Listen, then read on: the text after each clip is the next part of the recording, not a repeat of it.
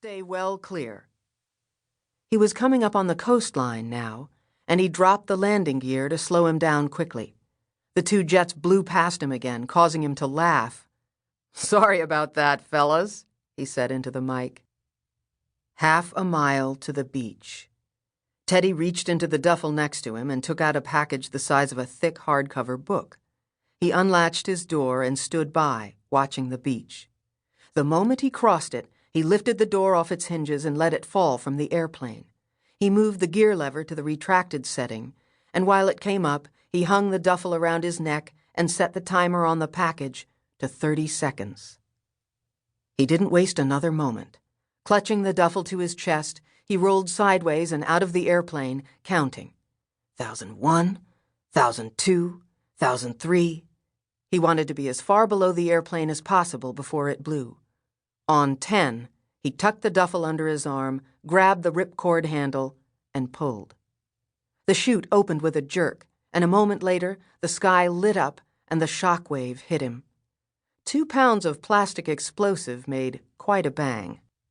A split second later, he heard the noise, but he was too busy trying to control his wild swinging to pay attention. He finally stabilized as the two jets roared over him, creating more turbulence, but it was manageable. As the water came up toward him, he pulled 2 cords and stalled the chute, nearly stopping his descent. He stepped into the Atlantic Ocean as if into a swimming pool. His feet touched bottom almost immediately. The water came not quite to his waist. He was already wading in when the chute collapsed in the water behind him.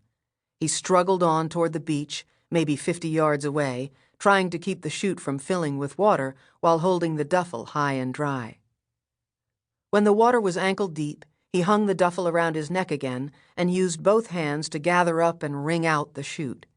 He shrugged off the pack and stuffed the chute into it, then put the pack on again and started wading down the beach. He wanted no footprints left in the sand. A few yards ahead, he saw a rocky outcropping running down to the sea, and headed for that. When he reached the rocks, he stepped out of the water and onto them, then began picking his way toward dry land, careful not to turn an ankle. He needed both ankles now. He walked through some long grass and came to a road. He looked both ways and saw a darkened cottage a couple of 100 yards away. It was very unlikely that anyone was living on the beach at the beginning of winter, but he had to be careful. He was cold, though, and he needed to get dry and change clothes, so he headed toward the cottage. He walked up to it slowly and noiselessly. He didn't want to set off some barking dog. People would remember that. He reached the house, put down the chute and the duffel, and leaned against the building, catching his breath. He was in excellent condition, but still, at his age.